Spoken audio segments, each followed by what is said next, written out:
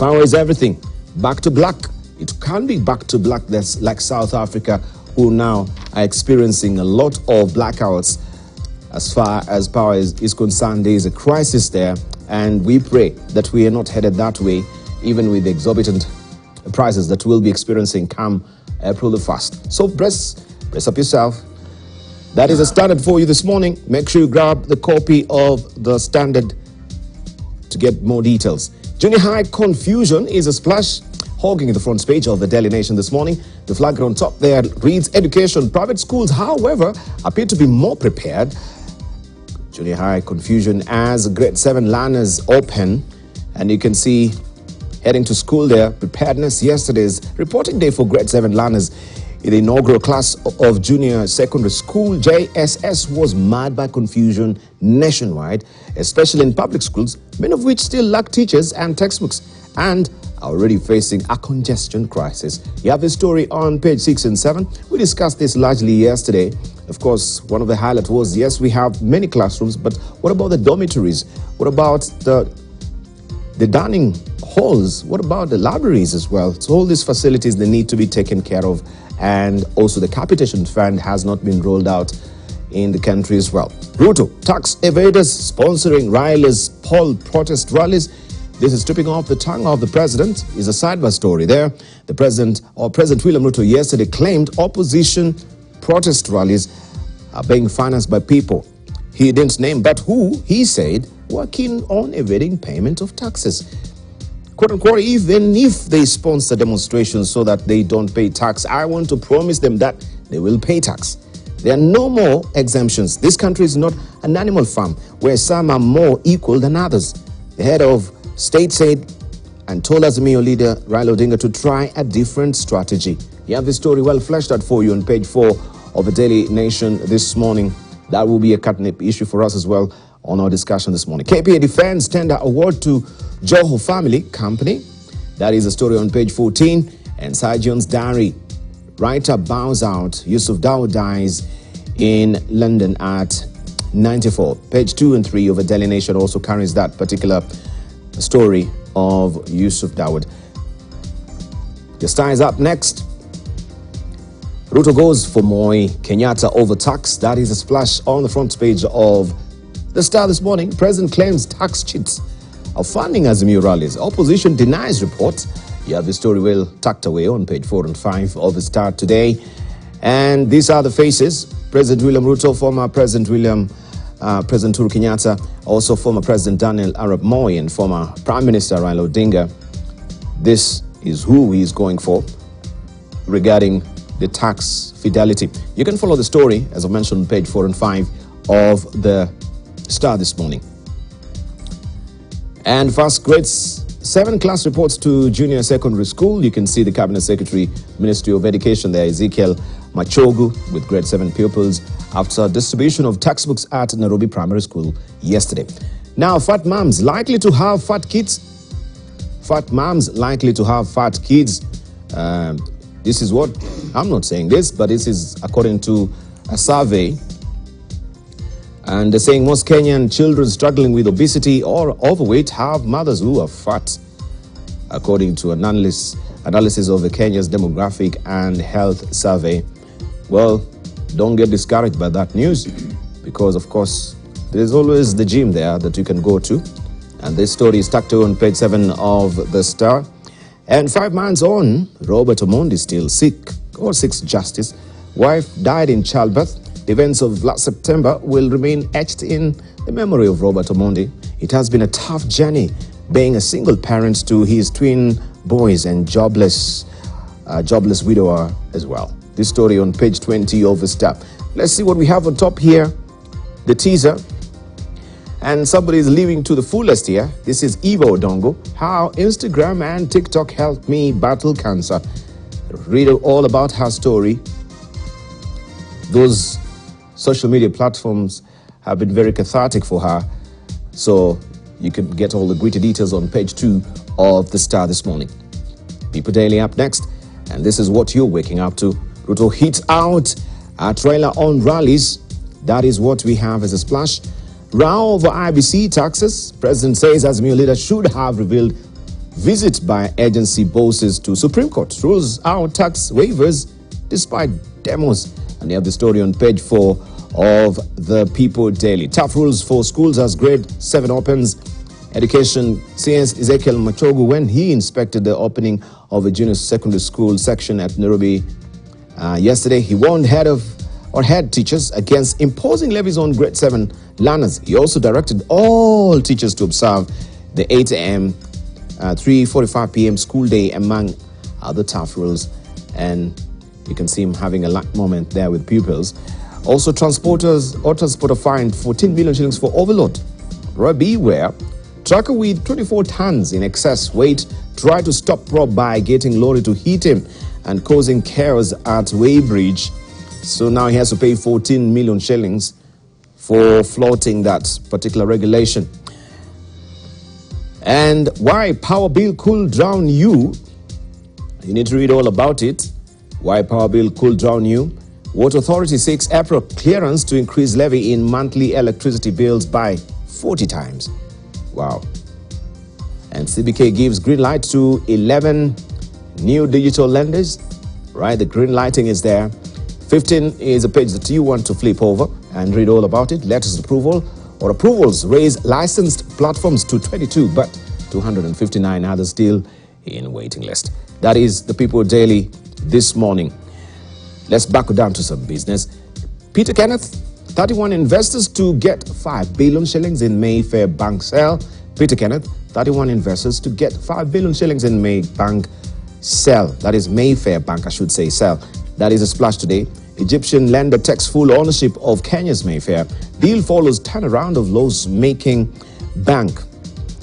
And accepting this just for you as well here, it says that politician Peter Kenneth, lawyer Ambrose Rachier, and city tycoon Amos Gishuki Ngonjo are set to receive $40 million for sale of their remaining stakes in Mayfair Bank to Egypt's Commercial International Bank, CIB.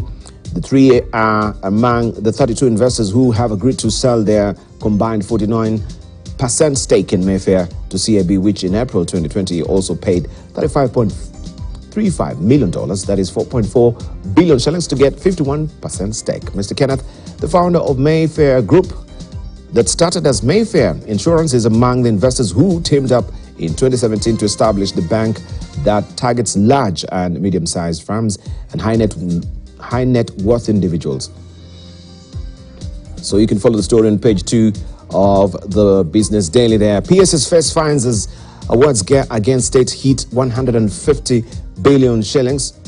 Just to give you a snippet of what they're saying, principal secretaries and chief executives of government-owned entities will be punished for breach of legal agreements as state seeks to reverse mounting court awards against it, which have crossed 150 billion shillings. That is just litigation. Attorney General Justin Muturi says he is considering recommending new laws to have reckless government accounting officers shoulder the cost of unlawful decisions. So beware, you will be charged or outside charged in case that you have some sloppiness in your contractual agreements, that the legal fees now is amounting to 150 billion shillings. That will also come to bite you. Just beware. CBK polls rate increase on back of easing inflation. CBK poses rate increase on back of easing inflation. Central Bank of Kenya held its benchmark rate steady at 8.75%, sparing borrowers from additional hikes in interest rates. The hold of the central bank's rate comes on the back of 2 previous interest rates increase in November and September last year. Also, corporate bonds trade rallies on increased supply. Counties still struggling to collect on revenues, right? That is a story that you want to follow on source revenue. That is a struggle for counties, most of them. Let's see what we have on top here. By 2026, ESG will account for more than 1/5 of all assets under management worldwide. By 2026, that is, environment, social and governance will account for more than 1/5 of all assets under management worldwide. Everyone is now thinking about the triple P, people, the planet and the profits, and everyone is also gravitating towards sustainability. We have the integrated reports that also is demanded by CMA, And this is the way to go for most companies. They're trying to realign, of course, what used to be their corporate social responsibility with now their environment social governance as well. Thank you. That is of the Business Daily there, all the details there. Let me just drop in our panelists. I'll continue with the paper review. We'll be crossing over to Uganda and also Rwanda, Tanzania to see what they are holding for us. Also, the East African this week. Remember the Pope. He will be in Sudan. Actually, he should be in Sudan and the Congo just to try and restore a peace there. These are attempts that everyone is trying to put up their hands on the deck to make sure that stability is in Congo and also in South Sudan and the Horn of Africa. So the pontiff is also what is on the front page of the East African this week.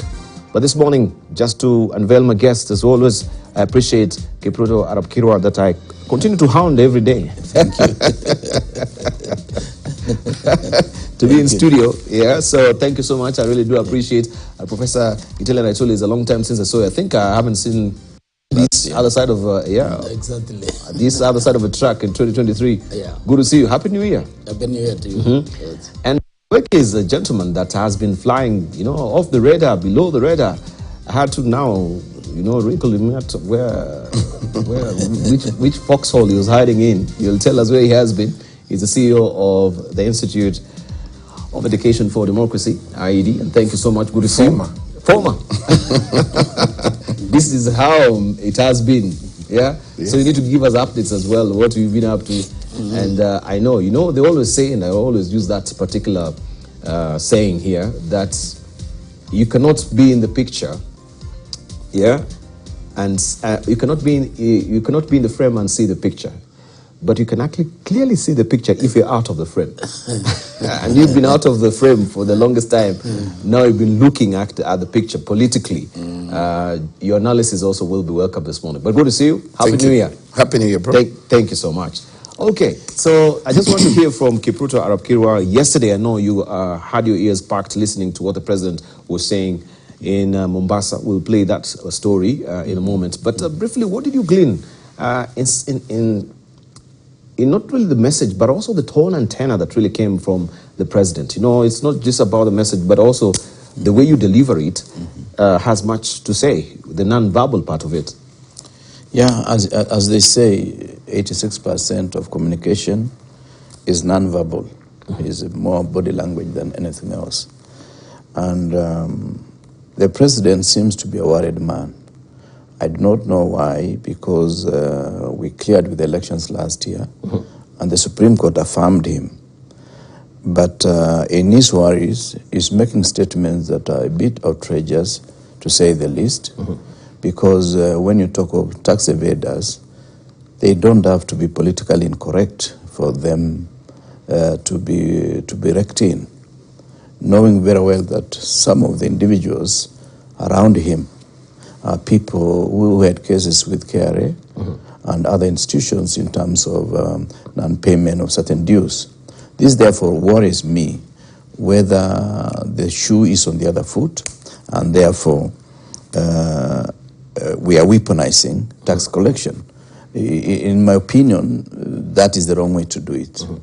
We need to pay taxes, all of us, because there is no other business for government. The government does work on the basis of the tax they collect. And collection of tax is a duty that every citizen wishes to comply with. And therefore, we would expect the president to say less of that, but more of how to improve, how to reckon or improve the bracket of those who are supposed to pay taxes by making conditions amiable, so that the more I produce, the more profits I make, the more I'm likely to pay to the taxman, for the taxman to be able to perform. So my worry is that let us not weaponize tax collection. Let us not make it political.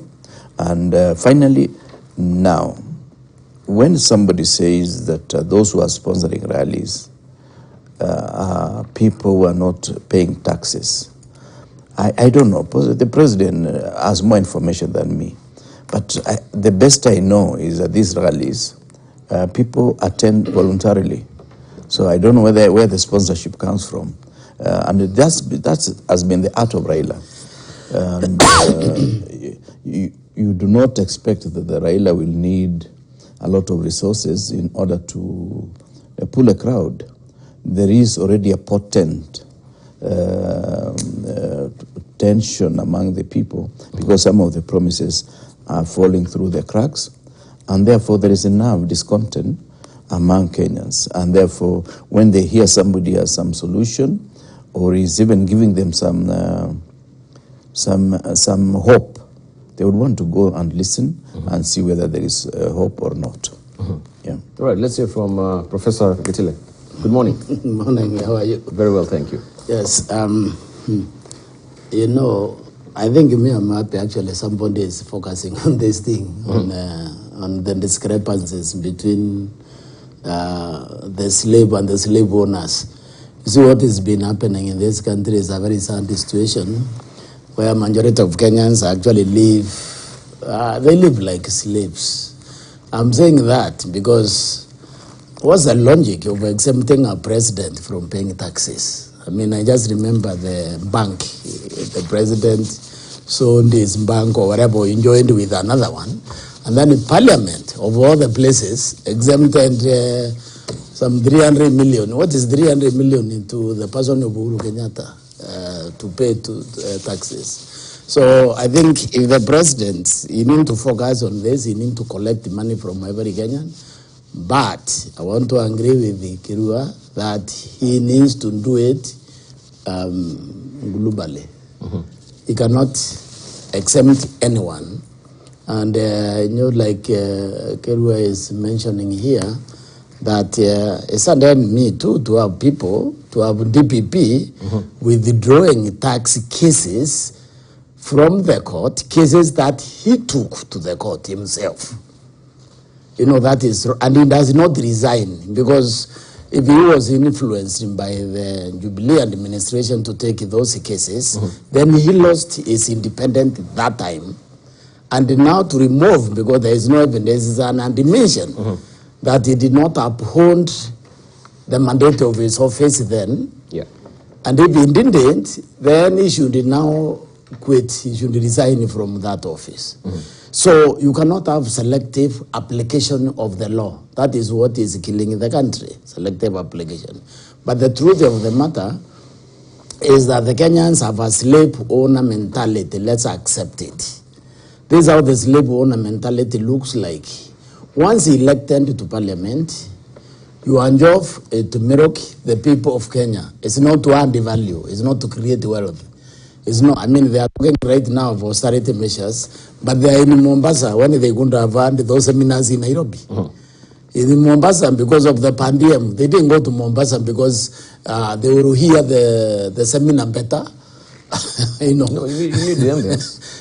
You need the serenity. Which is you can have. You see, I tell you how Magufuli lapsing soothingly on your feet in the beaches. That's what the Magufuli did. Clear your mind and get a good perspective. It's what Magufuli did in Tanzania, and they cut the government expenditure by half with one stroke. He said, if you are going to have seminars, have them in your own room. To stop people just making trees for podiums. Okay. And he insisted that if you don't have a bond room, then you can move to another place, but it has to be within the province. You understand what I'm saying? They didn't. The civil servants didn't like him. Okay? But he cut the budget by half, just by arresting the wastage. So now when the president focuses on tax collection, it will force the Kenyans also to focus on how that tax is being used. Because the number has really raised this ghost. And this is one of the benefits people are not seeing about Ruto and about his 5-year campaign on the Asolas. Ruto has done more than any other Kenyan to create conditions for a violent revolution in this country. Because he has been honest, he has told the Kenyans, look, your problem is these dynasties. So he told them, and they expected him to provide the solution. Because he said, you provided the solution. Now, you see, when you promise the sun, and then you can't even deliver the moon, you are making the people now move to find the solution themselves and discard you now and find the solution. So for me, I see every day Ruto is educating these Kenyans that they actually have the capacity to solve their own problems. I don't know whether he actually even knows it. But every time he talks like this, me, I like it. Every time he told us our problem is our leaders, I liked it because they have been the problem. There is no sensibility on how we use public money. Public money is supposed to be used like private money if it's going to have an impact on the problems that plow our people. So, you know, I like the way he talks, and I hope someday even him will believe in what he says and actually implement it. He should go after these people who have never paid the taxes, because there's some law which was put in parliament some time back, which exempted the government officials then, which is the president and his deputy, from paying taxes on land transactions. Right. That law has never been repealed. Maybe William Ruto is going to repeal that law. So, you know, revolutions come in incremental terms. They come. Trotsky was Ruto in Bolshevik Russia. Of course, he never really became president. But he was talking like Ruto. He engineered that revolution. So what I'm saying here is that the people who have always thought that the Kenya revolution will take 20 years, it actually may not. Right. It may take much shorter than that. Okay. So we are hearing you, and of course you're saying that he's actually set up, you know, the perfect platform that is very potent for a revolution, because he's whipped up the emotions of Kenyans. It's known that we have a divide of dynasties and the hustlers. We can also remember the Jasmine Revolution, right? What it really happened with the Jasmine Revolution, with the Tunisia Arab Spring, Mohamed Bouazizi, a frustrated, grocer there who's trying to make a living, and we have the Kanjos of Tunisia, you know, coming for him every day, taxes, and he is really frustrated. He's just trying to eke out a living for his family. And he set himself ablaze. And you know, I can tell you very quickly how frustrated this is. I know one of my students yesterday went to KCB to open an account. The young man registered the business this in January. They want him to produce on the tender accounts. And they said that he registered in January. But he doesn't even have an account. No, he went to one. And now they want the on the tender account, and they say that's a regulation from the central bank. So when you have those kind of unreasonable regulations, okay. So you need a certified accountant as well. So I don't have money. Maybe I dig deeper in my pockets as well. Yeah, that is a perfect storm that is yes, I told the young man to wait for me today. I'll take him to KCB this morning. And I want to know how they expect him to have on the tender account when he is opening one and when he has not even trended. So this is unreasonable. When you have all this, then you have unreasonable statement from the leaders. Thank you. Falsity. Most of them are throwing false statements. Then you have a pounder cake, which may very well be the solution Kenya has been waiting for. Right, a powder cake waiting to explode. Let's hear from Baran Weki. Good morning. Good morning. Yes. How are you? Very well, thank you. So you can give us, first of all, a very good panoramic view of how the politics has been since last year. We haven't seen you for the longest time. Maybe you've really collected enough substance to tell us as well this morning. Good morning again. Good morning, Dibao. First, I think your analogy of the frame is quite in order. You've been out of the frame. You've been seeing the picture. So I can actually see politics from a different sort of view. But I think where I sit, the president needs to be very careful. Number one, they promised a lot. They sold a very serious dream about the bottom-up approach, about it has always been about these leaders, it has always been about positions, It has always been about this Wadosi. But now, this time around, we want to build this government with you people. Yes. Mama Mboga will open a supermarket. A Boda Boda guy will now own a sako at Amatatu. A taximan will own a train. You know, that was a perfect dream. Now, the people who voted for them voted on the basis that their life is going to change. Fast forward, here we are.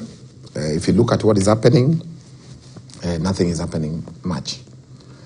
That in itself is a very big problem. And about this, you're hearing these stories of somebody funding these rallies. You don't need anybody to fund the rallies.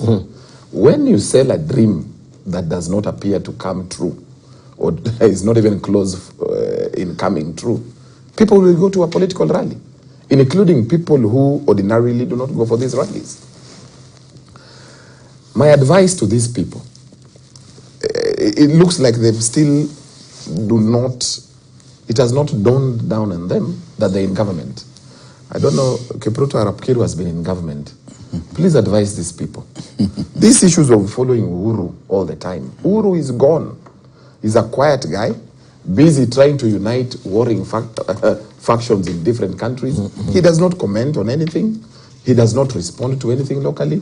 When you see him around, he's going to buy a bus to a village school somewhere.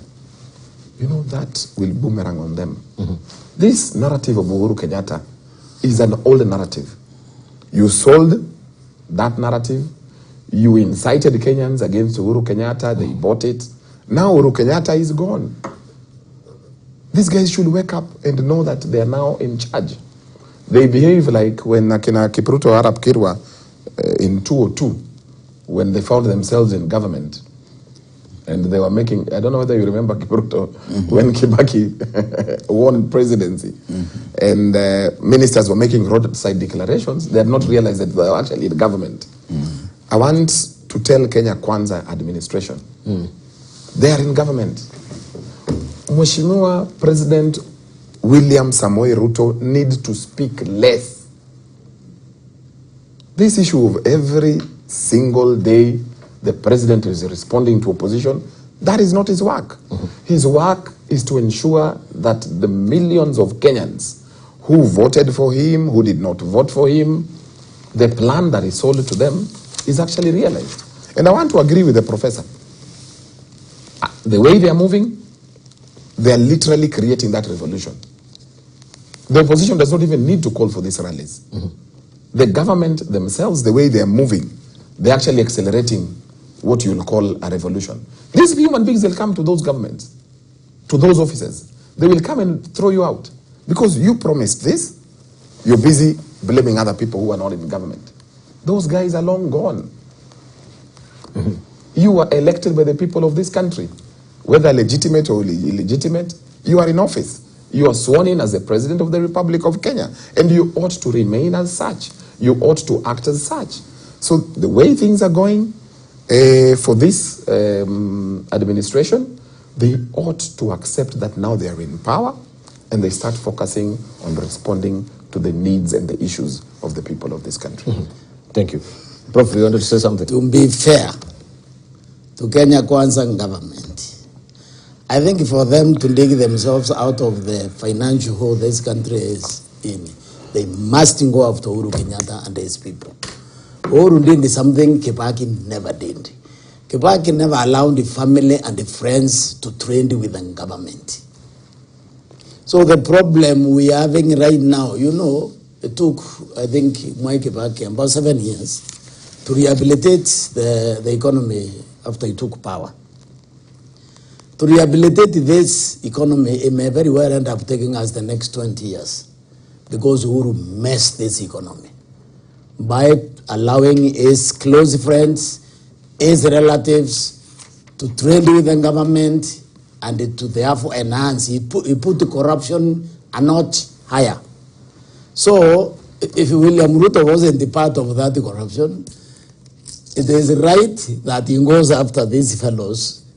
If he does it in good faith, and return the public money these people got corruptly, collect the taxes that they didn't pay because they controlled the system, he wouldn't be doing his job. He wouldn't doing the job. He would be doing the job the Kenyans set him to do. So, but on the other hand, I want to agree with my colleagues here that at no time have you ever heard the United States of America, France, or United Kingdom saying that we are independent, because they know they are independent. Now, when you hear the president saying, I'm the president, now you begin to wonder whether he really believes All right. that he is the president. So I want to agree that he needs to tamper. But as the president, if you want to clean the country, because he may end up being the revolutionary, then we are looking for, if he can effectively prosecute this. So I don't want to say these people are gone. They are not gone. Because they put us in a hole, and we need to figure out how to dig ourselves from that hole. To do that, then we must end impunity. And if what Ruto says is impunity want to end, he has my support over that one. All right.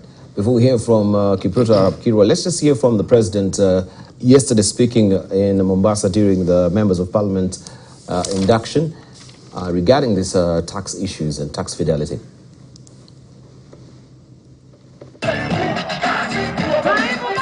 Just a day after the Azimio la Umoja One Kenya leader Raila Odinga compared him to the biblical tax collector,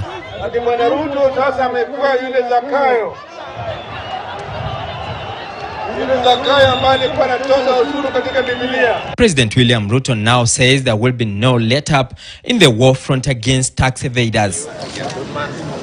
Speaking during the opening of the post-election conference in Mombasa City, the president said there were several unnamed powerful individuals who are hiding behind the Azimio curtains to avoid paying taxes. The good people who are used to exempting themselves from paying tax, their day is up. Every citizen must pay tax. The president promising to go for the last of the tax offenders, adding that there will be no special treatments. Even if they sponsor demonstrations so that they don't pay tax, I want to promise them they will pay tax. There's no more exemption. This country is not the animal farm, where some are more equal than others. The head of state statement came hours after a section of senators from the Mount Kenya region alleged that the former President Uhuru Kenyatta had indeed been bankrolling the Azimio rallies to force the state off his back in the fight for tax repayment. That the person who is sponsoring the ongoing mandamanos is President Uhuru Kenyatta, the former President of the Republic of Kenya. He had his power time, he misused it, and we are going after him. Not after his personal businesses. We are going after the fact that he has been avoiding paying taxes. The senators have now vowed to open an audit on the Kenyatta family's tax history and table the same in Parliament. He was given waivers for the taxes for the last 10 years. We are doing audit report and we'll place it on the House, on the floor of the House, and he must pay that. Mkazi mwenye anakaa Kayole alipe pesa la shamba, lakini wale ambao ni matajiri wakubwa wanakataa kulipa kondi ya shamba. This comes as the claims by the Azimio principal Raila Odinga that the immediate former IBC boss Wafula Chebukati visited him looking for a favor to tinker with the presidential results outcome also attracted the head of state's attention. He is telling this story 5 months after the act. How did you end up inviting officials of an independent body to your house? It also begs the question, you had an opportunity to bring up this evidence of alleged bribery before 7 judges of the Supreme Court. You did not. The reactions coming on the day the Korogosho MCA Absalom Odhiambo was arrested over insightful remarks during an Azimio meeting in Kamukunji, as his counterpart Kilimani MCA Moses Ogeto also recorded a statement at the Directorate of Criminal Investigations over similar allegations. We are told Matakwei was driven to Kiambu County. Kiambu County, and now is in Kikuyu police station. No one is allowed to see him. Neither is he recorded in OB. The MCAs have now dared the state to arrest their leader Raila Odinga and stop dealing in a shadow boxing. Please stop arresting these MCAs, MPs. Go and arrest Raila Amolo Odinga. Martha Karua, arrest her. Kalonzo, arrest him. Wajakoya, arrest him. Emmanuel Tor, KTN News, Nairobi. All right, that was in Mombasa. Just to also remind you what was on the ground at Jacaranda, some of the statements that were said from the podium, what they said on demonstrations, rallies and taxes. We have President William Ruto. We've just had him responding, even if, quote unquote, even if they sponsor demonstrations so that they don't pay taxes, I want to promise them they will pay tax. There is no more exception. We have Raila Odinga. He said Kenyans cannot afford and should not be taxed to pay extra taxes. We had Martha Karua saying, quote, William Ruto has confessed that he gave Chebukati security. It means, at the time of declaration of results, Ruto had plotted a coup at Mois. For that reason, Ruto declared himself president in an election in which he was beaten by Raila. We have also John Methu Nyandarua, Senator, you had him saying, quote unquote, there are people who are still having hangovers of a presidency that is long gone, and they have resorted to this very awkward antics of sponsoring public rallies and demonstrations. We have also Kalonzo Musyoka from the demonstrations. He was saying, give to Caesar what is Caesar's. However, Kenyans want integrity in the use of taxes. And that, of course, is from the Star illustration this morning. I just want to hear from Kipruto Arap Kirwa. Just listen to the president earlier on had asked about the tone and tenor. You've had him speak right now. It seems the issue of taxes will be a biggest political powder keg that, as we've heard from Professor Kitele Naituli, we're just waiting to explode.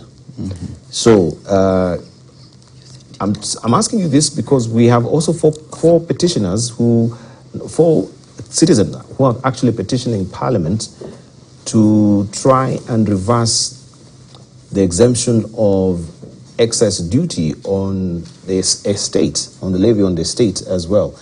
And this seems to be targeting some of the key families here in the country. So I'm just before we move on, because the question is, so if we have these four citizens who they've moved to Parliament, we have this issue also happening in Mombasa from the rallies as well. Do you think this is happening as a coincidence, all right, or this is properly orchestrated and steamrolled? Well, I do not know, but time will be able to tell us exactly what is happening. My only challenge is we need to caution ourselves. The moment we deal with, the leaders deal with each other the way the current president is dealing with his former boss, we are creating a culture like the one in South Africa, where the president is evicted immediately after 1 or 2 terms, or even before the end of the second term. And once that culture is created, it will catch up with everybody. I remember when Mr. Kenyatta died, President Mois made it almost a law that you don't mention Kenyatta in adverse way. And that obtained for the period President Mois was the president. Kibaki, who had suffered a lot under the hands of President Mois, did not mention Mois in any adverse way for the 10 years he was the president, because he knew creating a tradition that somebody, when he retires, you allow him a chance. I remember even in the cabinet, the house President Mois was living in Cabernet Gardens, the title was prepared for him, and the title was delivered by the then Minister for Lands, the Honorable Amos Kimunya, because Kibaki asked one question: who has been living in that house? And of course the answer was President Mois. He said, then why don't you organize the instruments for him to own that particular house? As a way of just a gesture that now is happening, that every retired president, something is done by the government of the day. So my take is that we must improve the hygiene of our politics. If it is about taxes, let us apply the rule blindfolded to the small man, to the big man. Those taxes should be paid. But if the law was put in place that the president and the deputy will not be paying taxes for certain transactions, then I don't look at that as tax evasion. It is something that everybody was compromised, even the parliament of the day, to allow President Uhuru, and to a certain extent, whoever was his deputy at that time, not to pay taxes for land transactions or transactions pertaining to land. Finally, I think while Raila suffered the burden of incumbency that was not his, because William Ruto was able to position on his neck that burden of incumbency, it is coming out now that Raila is his own man, and therefore trying to say this Uhuru and the team financing these rallies is overstretching our imagination a bit too far. I think at the level of the president, anything he says, millions of Kenya believe that he is speaking the truth. But when he says something that we know is not as close to the truth as it ought to be, then we get worried about where we are taking this country. Because the president is such a serious institution, and whoever is leading the presidency must also realize that it comes with a huge measure of restraint, such that anything he says does not just fall like a normal talk from me or from any other person. Least of all, I would have not expected him to respond on behalf of Chebukati. What should have been done is Chebukati himself should have said, I did not go there, or I went there, and this is the message I was going to deliver. And possibly visited all the candidates, including Machakoya and the bishop. So, but when the president takes it, then he elevates the Raila statements, and this is going to be a contest for the next 5 years. Raila is very good at the trenches, and if you just go down with him, he will soil you completely, and by the time you come out, Kenyans will have forgotten whether you did anything for them or not. So my advice is that let him stay away from this, and I'm happy President Uhuru Kenyatta has not been responding to him. I hope he will all continue being quiet about it, because Kenyans are intelligent. They know. When I speak something that is less than the truth, they will know, and they will dismiss me, or any other person for that matter. Yep. All right, so the estate duty levy, just listening also to what Kiro is telling us, these are provisions that we have for, the big families that we've known, the Mois family and the Kenyatta family, provisions that they're exempted from paying the estate duty levy. So as it is right now, this is not tax evasion, but he says there are no sacred cows here. Everyone should be subjected to paying taxes like any other Kenyans, just drawing from that common book, about the animal farm. So the question is, how then are we characterizing them as tax cheats? Isn't that a very unfair tag? It is unfair. They are not tax cheats, but they abuse the office. There's a difference between cheating on taxes and abusing your office. They use the office then to make that law through parliament. So it's abuse. What do they call? There is a legal term which is used when you abuse your office, when you have authority and your power, you get things in your favor. So they didn't, but it was abuse. Now, even if they have to repeal this law, though, remember they still can't really go after them because the law don't apply backward. So they still cannot. If they use that, it will still be vindictiveness. Okay, but they are arguing that this is a very good beginning. It's a good beginning because the president, when in office, needed to behave like Mwai Kibaki. Just serve the people of Kenya, not yourself. When you use that office to serve yourself, then there is nothing wrong with the regime that comes after you going after what you did, which was not right. That is ending impunity. impunity need to end. So as we look at this, because I'm also seeing that and supporting, the statement by Mother Garua there is very interesting.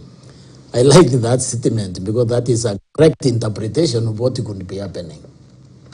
Now I say correct interpretation because he says, if the end of state comes to the Kenyan people and it tells them that there was a plot to kidnap and murder the electoral official, and then happened to be the one who protected them, that means they were with them all along. And that means now the allegation of a stolen election by the electoral body then is valid. So the handlers of the president, they are not helping him. They are supposed to be able to see things like that before he says it, and then tell the president, wachana na hii. Don't even comment on this issue. But there is a problem with the Kenyans. The Kenyans are very dishonest a lot. And that is why they can't help their leaders. Because they try to read your mind. They want to see how will you react. So they tell you what you want to hear, but not what you will even help you as a leader. This dishonesty, we have cultivated it for over a long period of time as our people. In fact, you could very easily describe as what is called immoral. We are we are immoral. We don't. I mean, what we do it regardless with morality. You see. So the handlers, the president handlers, they are not doing their job because even they respond against the visit by the electoral body to Raila, because now he confirmed it is true, they actually visited. Raila said, I will provide video, and the president said, you invited them. So that means they actually visited. You understand? Yeah. Because before there was in doubt whether Raila actually has any evidence or not. So this is why I want to agree absolutely with Mheshimiwa Kerua that the president needs to be very careful what he is telling us, because this exchange, if it continues like this, it may very well plant the scenes for another 207. Because you see, Linda, you should not fight in the public. We want, if he is going to collect taxes, deal with the parliament, deal with the law, collect taxes. It does not to have to be raka, because that is the law. It's the law of the land he is implementing. So it's better that we do this thing quietly. We don't look like we are anybody's enemies. We look like we are serving the people of Kenya, so that there is also support from the people of Kenya. But also the people are faulting UDA, I don't know, for not fulfilling this. When you look carefully at what UDA was promising, it really didn't promise anything. It's just as we were stupid. All right, my music bed is up. It's time for technical station break. When I circle back, of course, we hear from Brian Wakey as well. And look at these editorial cartoons that we have today briefly. As we take a short break, this is what Garo has drawn for us today. As they're also raising accusatory fingers regarding tax evasion or tax exemption or the tax fidelity as it is. Also accusatory fingers are being raised regarding the IBC election 2022. And you can see this is the tanker that has overturned their election 2022, highly inflammable. This is in the Standard today. And you can see we have Arab Singh there and also Right Honorable Raila Odinga exchanging expletives. We have also the clergy really praying. And look at the Kenyan. This is Wanjiko, as we want to. Every time there is an overturned tanker, everyone is rushing towards the tanker to actually try and scoop some fuel. And the judiciary is looking on right now with the IBC tanker which has been overturned. You know the story of what is really happening with the demonstrations. This is what we're really talking about. This is what Garo has drawn for us today. And we have also in the Daily Nation, still on IBC, awarding that particular medal to President William Ruto. We have Wajakoya and we have Waiga there. Raila seems to be the one who has, according to him, broken that winning band with a medal. That is what he has drawn for us today, Victor, in the Daily Nation. All right, Ozone in the Star, 2022 elections. This is what Raila is doing right now, scooping out or trying to dig deeper into the graves to bring out the skeletal from the IBC poll box. As you can see, 2022, Chebukati is looking on, and also President William Ruto is looking on. And this is what we're talking about. Of course, also the tax evaders. Is this the end of the road? That is a probing question. We can see it there, right? A rotund man with a briefcase jutting out of dollars and cash. And this is government banning, is tax evading. Will jail await for these guys?